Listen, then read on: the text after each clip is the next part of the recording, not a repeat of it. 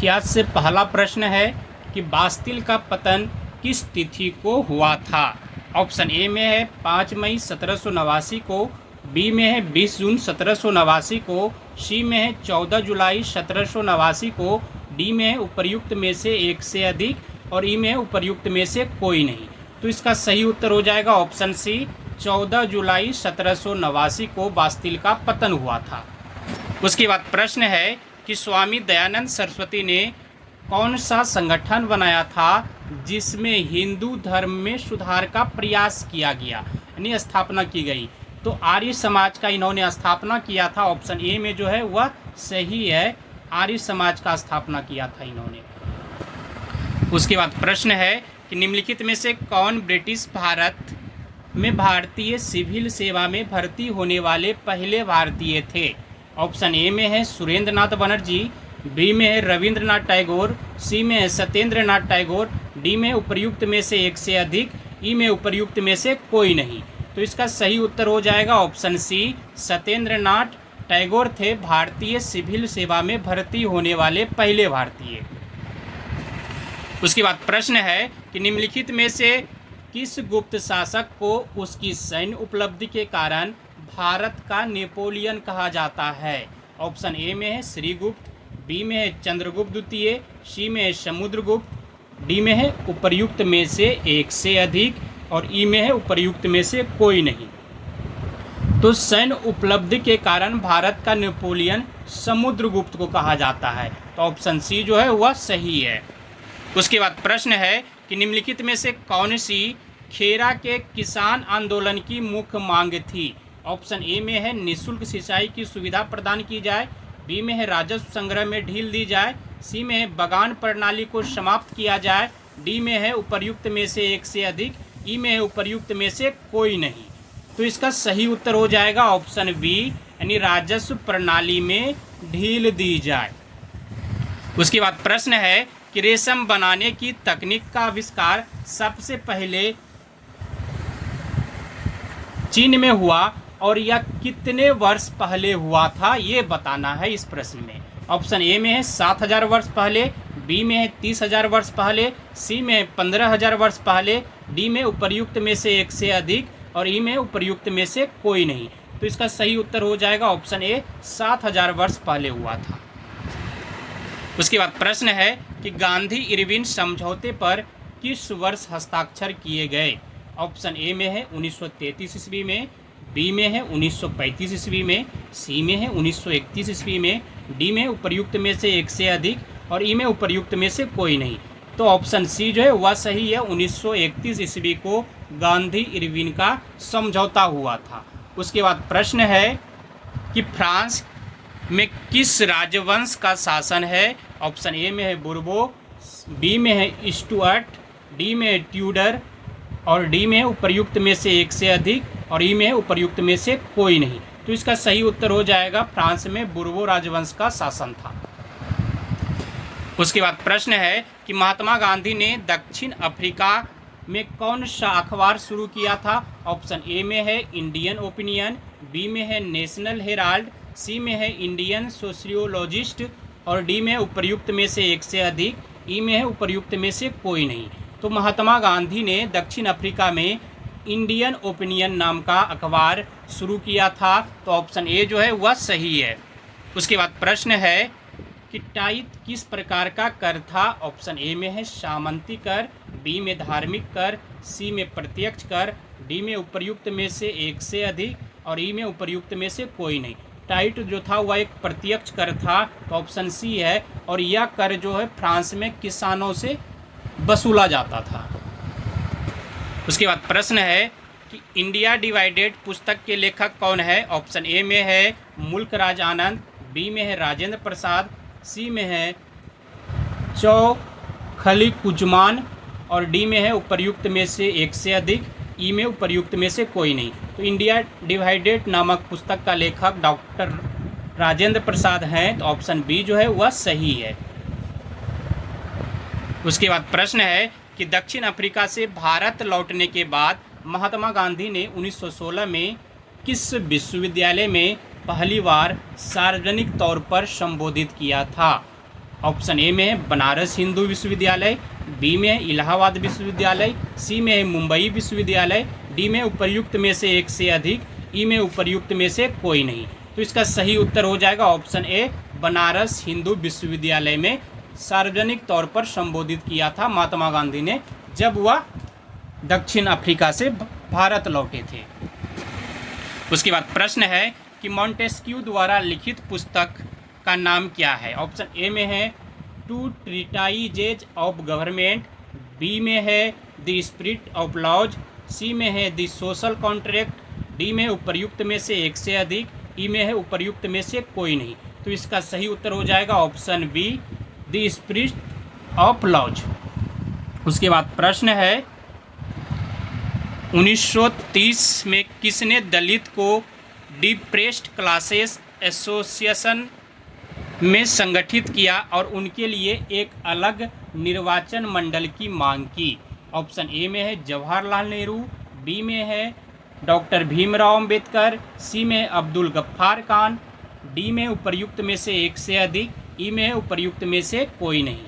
तो इसका सही उत्तर हो जाएगा option B, doctor Bhimrao Ambedkar ने यह मांग की थी, निर्वाचन मंडल की मांग की थी। उसके बाद प्रश्न है मोतीलाल नेहरू ने परिषद राजनीति में वापसी के लिए बहस करने हेतु कांग्रेस के भीतर स्वराज पार्टी का गठन किसके साथ किया था। ऑप्शन ए में है सुभाष चंद्र बोस, बी में है सी.आर. दास, सी में भीमराव अंबेडकर और डी में उपर्युक्त में से एक से अधिक, ई में उपर्युक्त में से कोई नहीं। तो इसका सही उत्तर हो जाएगा ऑप्शन बी, सी.आर. दास के साथ किया था स्वराज पार्टी का गठन करने के लिए।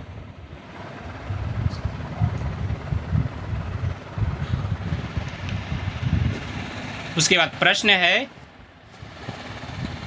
भारत के पूर्वी तट पर स्थित इनमें से किस स्थान पर अंग्रेजों ने 1611 में अपना पहला कारखाना खोला।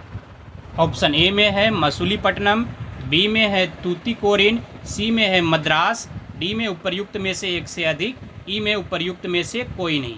तो इसका सही उत्तर हो जाएगा 1611 में सर्वप्रथम अंग्रेजों ने पहला कारखाना मसूलीपट्टनम में खोला था। उसके बाद प्रश्न है कि आयरकुट के नेतृत्व में ब्रिटिश सेना ने कब पोर्टो नोवो में हैदर अली को हराया और मद्रास को बचाया था। ऑप्शन ए में है जुलाई 1771, बी में है जुलाई 1761, सी में है जुलाई 1781, डी में उपर्युक्त में से एक से अधिक, ई में उपर्युक्त में से कोई नहीं।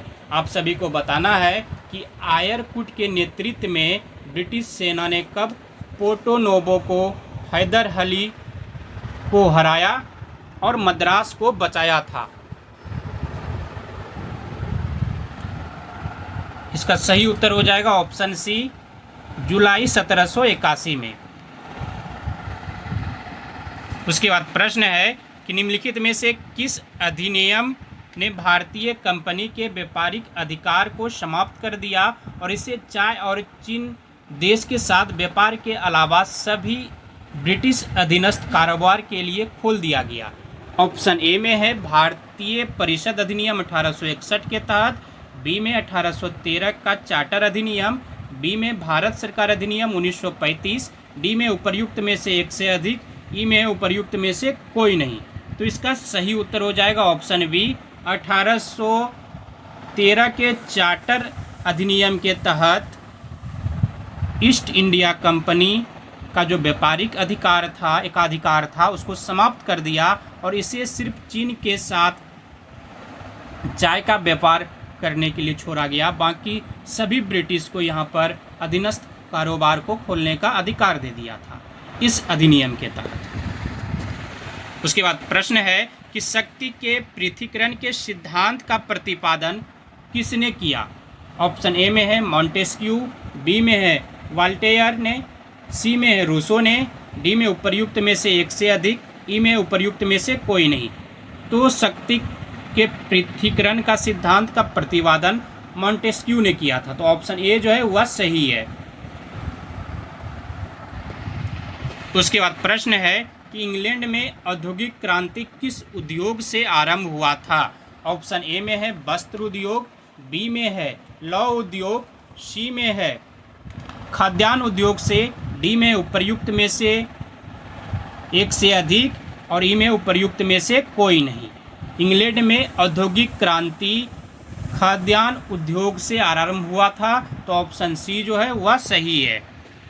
उसके बाद प्रश्न है कि सिंधु घाटी सभ्यता के मुख्य नगर का नाम क्या है जिसकी पश्चिमी एशिया से व्यापारिक संबंध था। ऑप्शन ए में है रोपर, बी में है कालीबंगा, सी में है सघोल, डी में उपर्युक्त में से एक से अधिक, ई में है उपर्युक्त में से कोई नहीं। तो इसका सही उत्तर हो जाएगा ऑप्शन बी, कालीबंगा है। सिंधु घाटी सभ्यता का प्रमुख नगर कालीबंगा है जिसका कि पश्चिमी एशिया से व्यापारिक संबंध था।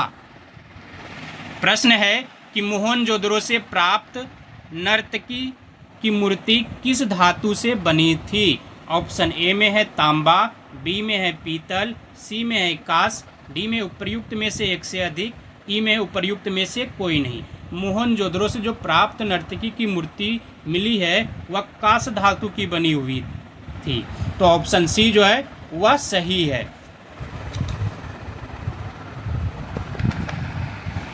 उसके बाद प्रश्न है कि जालवे राइन की स्थापना किस राज्य ने की थी। जालवे राइन की स्थापना किस राज्य ने की थी। ऑप्शन ए में है परसा, बी में ऑस्ट्रिया, सी में सार्डिनिया, डी में उपर्युक्त में से एक से अधिक, ई में है उपर्युक्त में से कोई नहीं। तो जालवे राइन की जो स्थापना की थी वह पारसा ने की थी। तो ऑप्शन ए जो है वह सही है। उसके बाद प्रश्न है कि ऋग्वेद में कितने सूक्तों का संकलन है। ऑप्शन ए में है 1020, 1008, 1028, डी में उपर्युक्त में से एक से अधिक, ई में उपर्युक्त में से कोई नहीं। ऋग्वेद में जो है वह 1028 सूक्तों का संकलन है। इसमें 10 अध्याय है। उसके बाद प्रश्न है किरातार्जुनीय किसने लिखा है। किरातार्जुनीय किसने लिखा है। ऑप्शन ए में है भट्टी, बी में शूद्रक, सी में कालिदास, डी में उपर्युक्त में से एक से अधिक, ई में उपर्युक्त में से कोई नहीं। तो इसका सही उत्तर हो जाएगा उपर्युक्त में से कोई नहीं। किरातार्जुनीय यह लिखा है भारवी ने। उसके बाद प्रश्न है कि कौटिल्य का अर्थशास्त्र कितने अधिकरणों में विभाजित है। ऑप्शन ए में है 15, बी में है 12, सी में है 14, डी में उपर्युक्त में से एक से अधिक, ई में उपर्युक्त में से कोई नहीं। कौटिल्य का जो अर्थशास्त्र है वह 15 अधिकरणों में विभाजित है। तो ऑप्शन ए जो है वह सही है। प्रथम इंटरनेशनल की स्थापना हुई थी। ऑप्शन ए में लंदन में, ऑप्शन ए में मॉस्को है, बी है लंदन, सी है बर्लिन, डी है उपर्युक्त में से एक से अधिक, ई में उपर्युक्त में से कोई नहीं। प्रथम इंटरनेशनल की स्थापना लंदन में हुई थी। ऑप्शन बी जो है वह सही है। उसके बाद प्रश्न है कि बिरसा मुंडा का कार्य क्षेत्र कौन सा था। ऑप्शन ए में चंपारण, बी में रांची, सी में बलिया, डी में उपर्युक्त में से एक से अधिक, ई में उपर्युक्त में से कोई नहीं। बिरसा मुंडा का कार्यक्षेत्र रांची था। तो ऑप्शन बी जो है वह सही है। उसके बाद प्रश्न है कि मदद-ए-माश मुगल प्रशासन में किससे संबंधित था।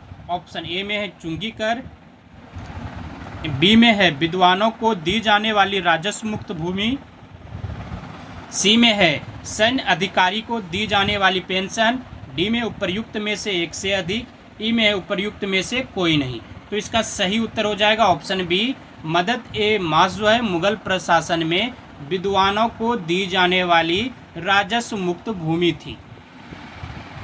उसके बाद प्रश्न है कि क्रिस्टोफर कोलंबस 1492 में अमेरिका का महान खोजकर्ता किस देश द्वारा वित्त पोषित किया गया था? ऑप्शन ए में है पुर्तगाल, बी में है स्पेन, सी में है इंग्लैंड, डी में उपर्युक्त में से एक से अधिक, ई में है उपर्युक्त में से कोई नहीं। तो ऑप्शन बी जो है स्पेन द्वारा पोषित किया गया था क्रिस्टोफर कोलंबस, जिसने 1492 में अमेरिका का खोज किया था। उसके बाद प्रश्न है सिंधु घाटी सभ्यता के प्रथम नगर कितने वर्ष पूर्व खोजे गए?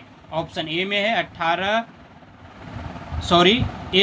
8000 वर्ष पूर्व, बी में है 4700 वर्ष पूर्व, सी में है 2500 वर्ष पूर्व, डी में है 2000 वर्ष पूर्व, ई में उपर्युक्त में से एक से अधिक या फिर उपर्युक्त में से कोई नहीं। सिंधु घाटी सभ्यता का जो प्रथम नगर था वह 4700 वर्ष पूर्व खोजा गया था। ऑप्शन बी जो है वह सही है। उसके बाद प्रश्न है कि लगभग 8000 वर्ष पूर्व सुलेमान तथा किरथर क्षेत्र के लोगों ने किन पशुओं को पालतू बनाया था? ऑप्शन ए में है भेड़, बी में है बकरी, सी में है गाय बैल और डी में उपर्युक्त सभी और ई में है उपर्युक्त में कोई नहीं। तो इसका सही आंसर हो जाएगा ऑप्शन डी, उपर्युक्त सभी को पालतू बनाया था, भेड़ को भी, बकरी को भी, गाय और बैल को भी। उसके बाद प्रश्न है कि इंडिया शब्द किस शब्द से निकला है? ऑप्शन ए में है इंडस से, बी में है भरत से, सी है भारत से, डी है एटलस से और ई में है उपर्युक्त में से एक से अधिक या उपर्युक्त में से कोई नहीं। तो इंडिया जो शब्द है वह इंडस से निकला है। ऑप्शन ए जो है वह सही है। उसके बाद प्रश्न है कि अतीत में उपमहाद्वीप के लोग यात्राएं क्यों करते थे? ऑप्शन ए में है काम का तलाश में, बी में प्राकृतिक आपदाओं के कारण, सी में है व्यापार के लिए, डी में है उपर्युक्त सभी और ई में है उपर्युक्त में से कोई नहीं।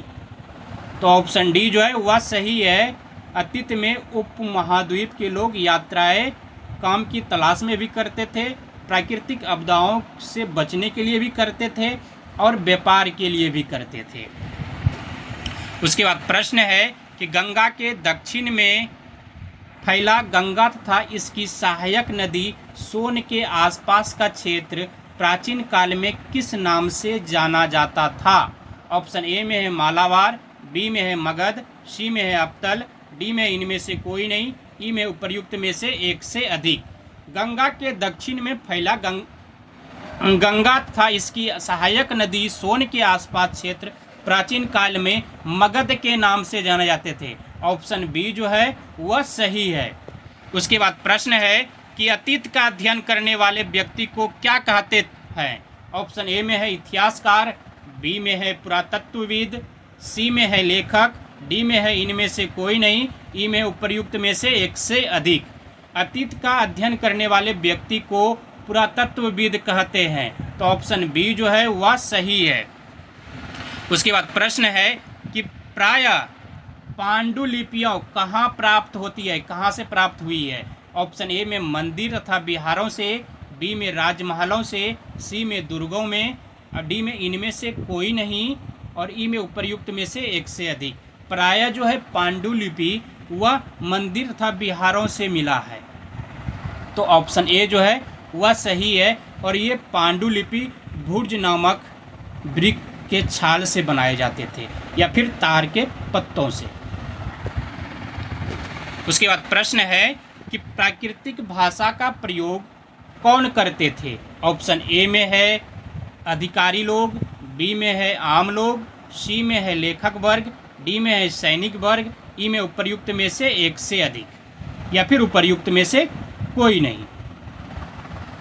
तो प्राकृत भाषा का प्रयोग आम लोग करते थे। ऑप्शन बी जो है वह सही है।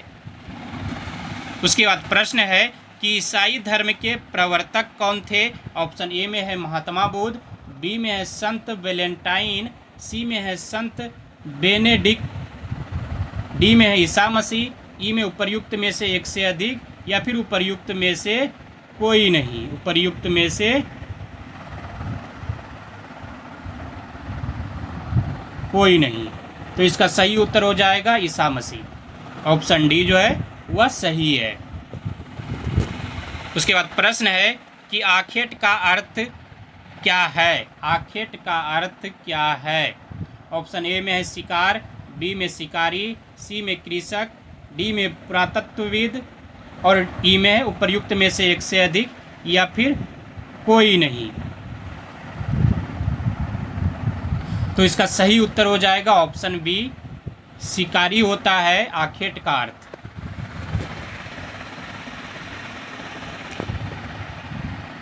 प्रश्न है पांडुलिपियां किस पेड़ की छाल से बनाई जाती थी? ऑप्शन ए में है पीपल, बी में है नीम, सी में है भुर्ज और डी में इनमें से कोई नहीं, ई में उपर्युक्त में से एक से अधिक। तो ऑप्शन सी जो है वह सही है, पांडुलिपि जो है भुर्ज से बनाया जाता था। अब हम लोग राजनीतिक विज्ञान के प्रश्नों को देखेंगे एक एक करके। तो सबसे पहला प्रश्न है कि भारत के राष्ट्रपति का चुनाव में कौन शामिल होता है? ऑप्शन ए में है केवल राज्यसभा के सदस्य, बी में है सांसद के दोनों सदनों के निर्वाचित सदस्यों और राज्य विधानसभाओं के निर्वाचित सदस्य।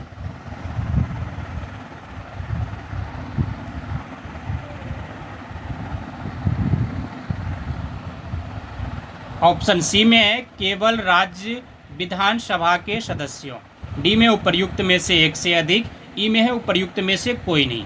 तो इसका सही उत्तर हो जाएगा ऑप्शन बी, राष्ट्रपति के चुनाव में जो शामिल होता है वह संसद के दोनों सदनों के निर्वाचित सदस्य और राज्य विधानसभा के निर्वाचित सदस्य शामिल होते हैं इसमें। उसके बाद दूसरा प्रश्न है कि भारतीय संविधान के मूल लेख में कितने अनुच्छेद हैं? कितने अनुच्छेद हैं? ऑप्शन ए में है 395, बी में है 440, सी में है 386, डी में उपर्युक्त में से एक से अधिक और ई में उपर्युक्त में से कोई नहीं। तो भारतीय संविधान के मूल लेख में 395 अनुच्छेद है, तो ऑप्शन ए जो है वह सही है।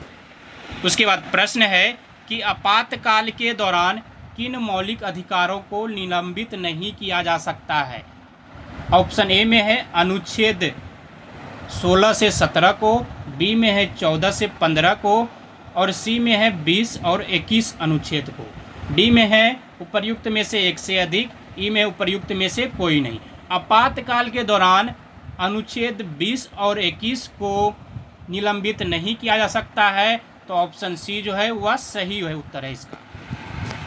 उसके बाद प्रश्न है कि भारतीय संविधान का कौन सा अनुच्छेद प्राण और दैहिक स्वतंत्रता का संरक्षण से संबंधित है? ऑप्शन ए में है अनुच्छेद 20, बी में है अनुच्छेद 22, सी में है अनुच्छेद 21, डी में उपर्युक्त में से एक से अधिक, ई में उपर्युक्त में से कोई नहीं। तो इसका सही उत्तर हो जाएगा ऑप्शन सी, अनुच्छेद 21 जो है वह प्राण और दैहिक स्वतंत्रता का संरक्षण से संबंधित है। उसके बाद प्रश्न है कि गुट निरपेक्ष आंदोलन के संस्थापक निम्न में से कौन थे? ऑप्शन ए में है जवाहरलाल नेहरू एवं जोसेफ ब्राउज टिटो और बी में है गमाल अब्दुल नासिर एवं सुकर्नो, सी में है बामे नक्रुमा और डी में उपर्युक्त में से एक से अधिक और ई में उपर्युक्त में से कोई नहीं। तो गुट निरपेक्ष आंदोलन का जो संस्थापक था उसमें उपर्युक्त में से एक से अधिक, डी जो ऑप्शन है वह सही हो जाएगा। जवाहरलाल नेहरू और जोसेफ भी थे, गमाल अब्दुल नासिर और सुकर्नो भी थे, बामे नक्रुमा भी थे, यानी ये सभी गुट निरपेक्ष आंदोलन के संस्थापक थे। उसके बाद प्रश्न है कि भारत के संविधान का कौन सा अनुच्छेद चुनावों के अधीक्षण, निर्देशन और नियंत्रण की बात करता है? ऑप्शन ए में है अनुच्छेद 324, बी में है अनुच्छेद 356, सी में है अनुच्छेद 367, डी में उपर्युक्त में से एक से अधिक और ई में उपर्युक्त में से कोई नहीं। अनुच्छेद 324 जो है वह चुनावों के अधीक्षण, निर्देशन और नियंत्रण की बात करता है, तो ऑप्शन ए जो है वह सही आंसर है इसका। उसके बाद प्रश्न है कि भारतीय संविधान में राष्ट्रपति के चुनाव की विधि को किस देश के संविधान से लिया गया है? किस देश के संविधान से लिया गया है? ऑप्शन ए में है आयरिश, बी में है दक्षिण अफ्रीका और सी में है संयुक्त राज्य अमेरिका, डी में उपर्युक्त में से एक से अधिक और ई में उपर्युक्त में से कोई नहीं। भारतीय संविधान में राष्ट्रपति के चुनाव की विधि आयरिश देश की संविधान से लिया गया है। उसके बाद प्रश्न है कि भारत के संविधान का निम्नलिखित में से कौन सा अनुच्छेद राज्य संविधान कार्यकारिणी से संबंधित है? ऑप्शन ए में है अनुच्छेद 123 से 132, बी में है अनुच्छेद 134 से 143, ऑप्शन सी में है अनुच्छेद 153 से 167, डी में है उपर्युक्त में से एक से अधिक और ई में है उपर्युक्त में से कोई नहीं। तो इसका सही उत्तर हो जाएगा ऑप्शन सी, अनुच्छेद 153 से जो 167 है वह राज्य का संविधान की कार्यकारिणी से संबंधित है। उसके बाद प्रश्न है कि भारत के सर्वोच्च न्यायालय ने एक निर्णय पारित किया जिसमें उसने 3 तलाक की प्रथा को असंवैधानिक घोषित किया और ऐसा करना निरस्त किया। कब किया था? ऑप्शन ए में है 2017, बी में है 2014, सी में है 2013, डी में उपर्युक्त में से एक से अधिक और ई में है उपर्युक्त में से कोई नहीं। तो वह 2017 में किया था ऐसा निर्णय पारित। उसके बाद प्रश्न है कि ऑन लिबर्टी निम्न में से किसकी रचना है? ऑप्शन ए में है जॉन स्टुअर्ट मिल की, बी में है जॉन रॉल्स की, सी में है इमैनुअल कांट की, डी में उपर्युक्त में से एक से अधिक, ई में उपर्युक्त में से कोई नहीं। ऑन लिबर्टी जो है यह जॉन स्टुअर्ट मिल की रचना है। ऑप्शन ए जो है वह सही है। उसके बाद प्रश्न है भारतीय संविधान में मूल रूप से अंतिम अनुच्छेद को संख्या दी गई है। कौन सी संख्या दी गई है? ऑप्शन ए में है 380, बी में है 385, सी में है 395, डी में उपर्युक्त में से एक से अधिक, ई में उपर्युक्त में से कोई नहीं। तो भारतीय संविधान में मूल रूप से अंतिम अनुच्छेद की संख्या 395 दी गई है। ऑप्शन सी जो है वह सही है। उसके बाद प्रश्न है कि स्वतंत्रता के बाद भारत की संविधान सभा के अध्यक्ष कौन थे? ऑप्शन ए में है सी राजगोपालाचारी, बी में है डॉक्टर राजेंद्र प्रसाद, सी में है भीमराव अंबेडकर, डी में है उपर्युक्त में से एक से अधिक, ई में उपर्युक्त में से कोई नहीं। तो ऑप्शन बी जो है वह सही है, डॉक्टर राजेंद्र प्रसाद थे। उसके बाद प्रश्न है प्रथम लोकसभा अध्यक्ष का नाम बताइए। ऑप्शन ए में है हुकुम सिंह, बी में है राजेंद्र प्रसाद, सी में है जीवी मावलंकर, डी में है उपर्युक्त में से एक से अधिक, ई में उपर्युक्त में से कोई नहीं। प्रथम लोकसभा का अध्यक्ष जीवी मावलंकर थे। तो ऑप्शन सी जो है वह सही है। उसके बाद प्रश्न है कि द रिपब्लिक पुस्तक के लेखक निम्न में से कौन है? ऑप्शन ए में है प्लेटो, बी में है सुकरात, सी में है अरस्तु, डी में उपर्युक्त में से एक से अधिक, ई में उपर्युक्त में से कोई नहीं। दी रिपब्लिक पुस्तक का लेखक प्लेटो है। तो ऑप्शन ए जो है वह सही है इसका। उसके बाद प्रश्न है कि संविधान के इनमें से किस अनुच्छेद में केंद्रीय बजट को वार्षिक वित्तीय विवरण के रूप में संदर्भित किया गया है? ऑप्शन ए में है अनुच्छेद 102, बी में है अनुच्छेद 112, सी में है अनुच्छेद 113, डी में उपर्युक्त एक से अधिक और ई में उपर्युक्त में से कोई नहीं। अनुच्छेद 112 जो है वह केंद्रीय बजट को वार्षिक वित्तीय विवरण के रूप में संदर्भित किया गया है अनुच्छेद 112 के तहत। उसके बाद प्रश्न है कि भारतीय संविधान में केंद्र एवं राज्य दोनों में संसदीय लोकतंत्र के रूप में शासन कौन सी संरचना का प्रावधान किया गया है? ऑप्शन ए में है द्वैध प्रणाली, बी में है एकल प्रणाली, सी में है संघीय प्रणाली, डी में उपर्युक्त में से एक से अधिक प्रणाली की, और ई में है उपर्युक्त में से किसी भी प्रणाली की नहीं। तो ऑप्शन सी जो है वह सही है, संघीय प्रणाली का प्रावधान किया गया है। भारतीय संविधान में केंद्र एवं राज्य दोनों में संसदीय लोकतंत्र के रूप में शासन की संघीय संरचना का प्रावधान किया गया है। उसके बाद प्रश्न है कि मार्शल योजना से संबंधित निम्न में से क्या सही है। ऑप्शन ए में है द्वितीय विश्व युद्ध के बाद यूरोप की अर्थव्यवस्था के पुनर्गठन हेतु अमेरिका की सहायता, बी में है द्वितीय विश्व युद्ध के बाद यूरोप के विरुद्ध अमेरिका का आर्थिक प्रतिबंध, सी में है द्वितीय विश्व युद्ध के बाद अफ्रीका महादेश में राजनीतिक स्थिरता के लिए अमेरिका का प्रयास, डी में है उपर्युक्त में से एक से अधिक, और ई में है उपर्युक्त में से कोई नहीं। तो इसका सही हो जाएगा ऑप्शन ए, द्वितीय विश्व युद्ध के बाद यूरोप की अर्थव्यवस्था के पुनर्गठन हेतु अमेरिका की सहायता। उसके बाद प्रश्न है जिला और सत्र न्यायाधीश के सीधे नियंत्रण के अधीन कार्य करता है। कौन कार्य करता है, किसके अधीन कार्य करता है जिला और सत्र न्यायाधीश? ऑप्शन ए में राज्य के कानून मंत्री, बी में राज्य के उच्च न्यायालय, सी में राज्य के राज्यपाल, डी में उपर्युक्त में से एक से अधिक, ई में उपर्युक्त में से कोई नहीं। तो इसका सही उत्तर हो जाएगा ऑप्शन बी, राज्य के उच्च न्यायालय के अधीन कार्य करता है जिला और सत्र न्यायाधीश। उसके बाद प्रश्न है भारतीय संविधान के किस अनुच्छेद में पंचायतों और स्थानीय निकाय शासन से संबंधित प्रावधान शामिल है? अनुच्छेद 51A में, बी में है अनुच्छेद 21 में, सी में अनुच्छेद 243 में, डी में उपर्युक्त में से एक से अधिक, ई में उपर्युक्त में से कोई नहीं। तो ऑप्शन सी जो है वह सही है, अनुच्छेद 243 के अंतर्गत पंचायतों और स्थानीय निकाय शासन से संबंधित प्रावधान है। प्रश्न है भारतीय संविधान का मसौदा तैयार करने में कुल कितना समय लगा?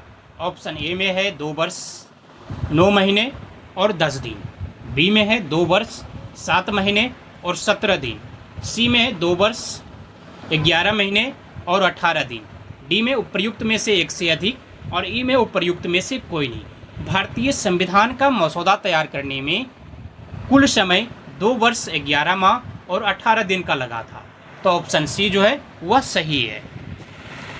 उसके बाद प्रश्न है कि जॉर्ज ऑरवेल ने कौन सी किताब लिखी है?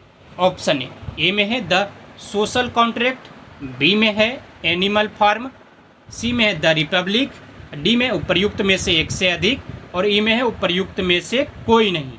तो ऑप्शन बी जो है एनिमल फार्म, ये जॉर्ज ऑरवेल की किताब है। उसके बाद प्रश्न है कि राज्य व्यवस्था पर सभी भारतीय लेखकों में से हॉब्स के सबसे निकट किसे माना जाता है? ऑप्शन ए में है राजा कलशकर्णम को, बी में है कौटिल्य को, सी में तुलसीदास को, डी में उपर्युक्त में से एक से अधिक, और ई में उपर्युक्त में से कोई नहीं। तो इसका सही उत्तर हो जाएगा ऑप्शन बी, कौटिल्य को माना जाता है हॉब्स के सबसे निकट भारतीय लेखकों में। उसके बाद प्रश्न है किसने पवित्र कानून की तुलना में राज्य के कानून पर अधिक जोर दिया? ऑप्शन ए में है मनुस्मृति, बी में कौटिल्य, सी में नागार्जुन, और डी में उपर्युक्त में से एक से अधिक, ई में उपर्युक्त में से कोई नहीं। तो ऑप्शन बी जो है वह सही है, कौटिल्य। कौटिल्य ने पवित्र कानून की तुलना में राज्य के कानून पर अधिक जोर दिया। उसके बाद प्रश्न है कि अरस्तु के गुरु कौन थे? ऑप्शन ए में है प्लेटो, बी में है पाइथियास, सी में है सुकरात, डी में है उपर्युक्त में से एक से अधिक, ई में उपर्युक्त में से कोई नहीं। अरस्तु का जो गुरु था वह प्लेटो था और प्लेटो का गुरु सुकरात था। तो ऑप्शन सी जो है वह सही है, अरस्तु के गुरु सुकरात थे ऑप्शन सी जो है वह सही है। उसके बाद प्रश्न है कि संप्रभु राष्ट्र राज्य व्यवस्था क्या है। ऑप्शन ए में है एक राजनीतिक प्रणाली जिसमें राज्य सर्वोच्च प्राधिकरण है और उनका क्षेत्र और लोगों पर विशेष नियंत्रण है। बी में है एक आर्थिक प्रणाली जिसमें सरकारें उत्पादन और वितरण के सभी पहलुओं को नियंत्रित करती है। सी में है एक सामाजिक व्यवस्था है जिसमें व्यक्तियों को सरकार के हस्तक्षेप के बिना अपने लक्ष्यों को प्राप्त करने की स्वतंत्रता है। डी में उपर्युक्त में से एक से अधिक और ई में उपर्युक्त में से कोई नहीं। तो इसका सही उत्तर हो जाएगा ऑप्शन ए, संप्रभु राष्ट्र राज्य व्यवस्था क्या है कि एक राजनीतिक प्रणाली है जिसमें राज्य सर्वोच्च प्राधिकरण है और उनका क्षेत्र और लोगों पर विशेष नियंत्रण है। उसके बाद प्रश्न है कि इस सिद्धांत का वर्णन करने के लिए किस शब्द का प्रयोग किया जाता है कि प्रत्येक राष्ट्र राज्य को बाहरी शक्तियों के हस्तक्षेप के बिना खुद को नियंत्रित करने का अधिकार है। ऑप्शन ए में है वैश्वीकरण, बी में है साम्राज्यवाद, सी में है राष्ट्रवाद, डी में उपर्युक्त में से एक से अधिक, ई में उपर्युक्त में से कोई नहीं। तो इसका सही उत्तर हो जाएगा ऑप्शन सी, राष्ट्रवाद।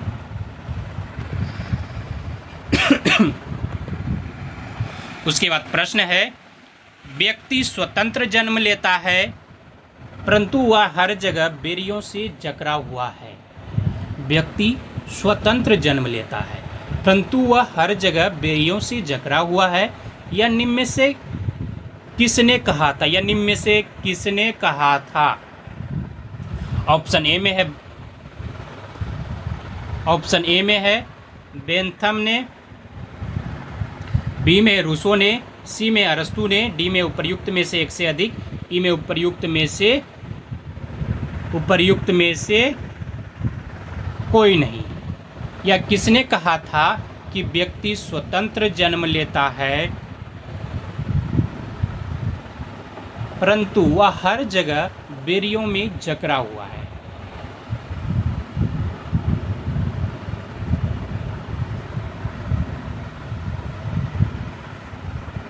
रूसो ने कहा था। ऑप्शन बी जो है वो इसका सही उत्तर हो जाएगा।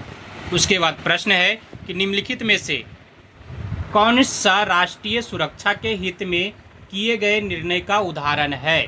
ऑप्शन ए में है सख्त आप्रवासी नीतियों को लागू करना, बी में है विलासिता की वस्तुओं पर कर बढ़ाना, सी में है नवीकरणीय ऊर्जा स्रोतों में निवेश करना, डी में है उपर्युक्त में से एक से अधिक और ई में उपर्युक्त में से कोई नहीं। तो सही उत्तर हो जाएगा ऑप्शन सी, नवीकरणीय ऊर्जा स्रोतों में निवेश करना। ऑप्शन सी जो है वह सही है। निम्नलिखित में से कौन सा राष्ट्रीय सुरक्षा के हित में किए गए एक उदाहरण है। उसके बाद प्रश्न है किसी एक तहत लोगों का एक साथ आना क्या कहलाता है। विविधता, संस्कृति, कस्टम, एकता, उपर्युक्त में से एक से अधिक या उपर्युक्त में से कोई नहीं। किसी एक के तहत लोगों का एक साथ आना एकता कहलाता है। तो ऑप्शन डी जो है वह सही उत्तर होगा इसका। उसके बाद प्रश्न है कि लद्दाख से संबंधित निम्नलिखित कथनों पर विचार कीजिए। कथन एक में है लद्दाख जम्मू कश्मीर के पूर्वी हिस्से में पहाड़ियों में बसा एक रेगिस्तानी इलाका है, यहाँ बिल्कुल भी बारिश नहीं होती। और दूसरा कथन है यहाँ के लोग खास तरह के बकरी पालते हैं जिसमें हमें पश्मीना ऊन प्राप्त होता है। उपरोक्त कथन में आपको बताना है कौन सा कथन सही है। ऑप्शन ए में है केवल एक, ऑप्शन बी में है केवल दो, सी में है कथन एक और दो दोनों सही हैं और डी में है न तो एक और न ही दो। तो इसका सही उत्तर हो जाएगा ऑप्शन सी, कथन एक और दो दोनों सही है। उसके बाद प्रश्न है केरल में निम्न में से किन मसालों की विशेषता है। ऑप्शन ए में है लौंग, बी में है काली मिर्च, सी में है इलायची, डी में उपरोक्त सभी और ई में उपर्युक्त में एक से अधिक या उपर्युक्त में इसमें से कोई नहीं। तो इसका सही उत्तर ऑप्शन डी हो जाएगा। उपर्युक्त में से सभी है। केरल में मसाला, लौंग, काली मिर्च और इलायची। उसके बाद प्रश्न है कि लद्दाख में पाली जाने वाली भेड़ से मिलने वाली ऊन कौन सी है। ऑप्शन ए में है नायलॉन, बी में पश्मीना, सी में फाइबर, डी में इनमें से कोई नहीं, ई में उपर्युक्त में से एक से अधिक, या फिर उपर्युक्त में से कोई नहीं। लद्दाख में जो भेड़ पाली जाती है उससे पश्मीना ऊन मिलता है। ऑप्शन बी जो है वह सही है। उसके बाद प्रश्न है लद्दाख जम्मू कश्मीर के किस हिस्से में बसा है। ऑप्शन ए में है उत्तरी हिस्से में, बी में दक्षिणी हिस्से में, सी में पश्चिमी हिस्से में, डी में पूर्वी हिस्से में, ई में उपर्युक्त में से एक से अधिक, या फिर उपर्युक्त में से कोई नहीं। लद्दाख जो है जम्मू कश्मीर का पूर्वी हिस्से में बसा हुआ है, तो ऑप्शन डी जो है वह सही है इसका। उसके बाद प्रश्न है कि उस धर्म का क्या नाम है जो लद्दाख से होते हुए तिब्बत पहुंचा। ऑप्शन ए में है जैन धर्म, बी में है बौद्ध धर्म, सी में है इस्लाम धर्म, डी में है सिख धर्म, और डी ई में उपर्युक्त में से एक से अधिक धर्म, या फिर उपर्युक्त में से कोई भी धर्म नहीं। तो इसका सही उत्तर हो जाएगा ऑप्शन बी, बौद्ध धर्म जो है वह लद्दाख से होते हुए तिब्बत पहुंचा। उसके बाद प्रश्न है कि लद्दाख के लोग क्या खाते हैं। ऑप्शन ए में है मक्खन, चीज, मांस, उपर्युक्त सभी, उपर्युक्त में से एक से अधिक, या फिर उपर्युक्त में से कोई नहीं। तो उपर्युक्त सभी हो जाएगा इस जगह। उसके बाद प्रश्न है, ये तो सेम क्वेश्चन हो गया, तो उपर्युक्त सभी हो जाएगा इसमें भी। लद्दाख के लोगों का इस्लाम धर्म से परिचय करीब कितने वर्ष पूर्व हुआ था। ऑप्शन ए में है 400 साल पूर्व, बी में 300 साल पूर्व, सी में 500 साल पूर्व, डी में 700 साल पूर्व, और ई में उपर्युक्त में से एक से अधिक, या फिर उपर्युक्त में से कोई नहीं। तो ऑप्शन ए जो है वह सही है। 400 साल पूर्व हुआ था लद्दाख में इस्लाम धर्म का परिचय। उसके बाद प्रश्न है किसी क्षेत्र का इतिहास किससे जुड़ा होता है।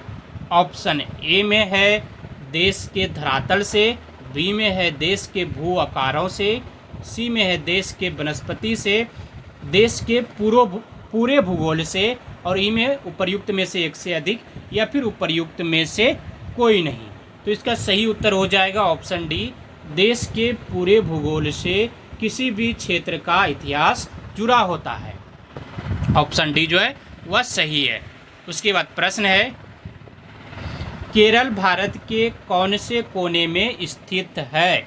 ऑप्शन ए में है दक्षिण पश्चिम, बी में है दक्षिण पूर्व, सी में है उत्तर पूर्व, डी में इनमें से कोई नहीं, ई में उपर्युक्त में से एक से अधिक, या फिर उपर्युक्त में से कोई नहीं। तो इसका सही उत्तर हो जाएगा केरल जो है भारत के दक्षिण पश्चिम में स्थित है। उसके बाद प्रश्न है कि 200 वर्ष पहले लोग एक स्थान से दूसरे स्थान पर जाने के लिए किसका प्रयोग करते थे। ऑप्शन ए में है पानी के जहाज, बी में है ऊँट या घोड़े, सी में बस या कारें, डी में ए और बी दोनों, ई में उपर्युक्त में से एक से अधिक, या फिर उपर्युक्त में से कोई नहीं। तो इसका सही उत्तर हो जाएगा ऑप्शन डी, 200 वर्ष पहले जो है लोग पानी के जहाज का और ऊँट और घोड़े का प्रयोग करते थे। उसके बाद प्रश्न आज यहीं तक। अगर आपको हमारा यह सेशन अच्छा लगा हो तो आप लोग लाइक कीजिए और हमारे इस वीडियो को अपने दोस्तों में अवश्य शेयर कर दिया कीजिए। और जिन लोगों ने अभी तक हमारे चैनल को सब्सक्राइब नहीं किए हैं कृपया सब्सक्राइब कर लीजिए। आप सभी को धन्यवाद। जय हिंद। मिलते हैं अगले दिन फिर आप सभी के साथ कुछ महत्वपूर्ण प्रश्नों के साथ इतिहास और राजनीतिक विज्ञान के।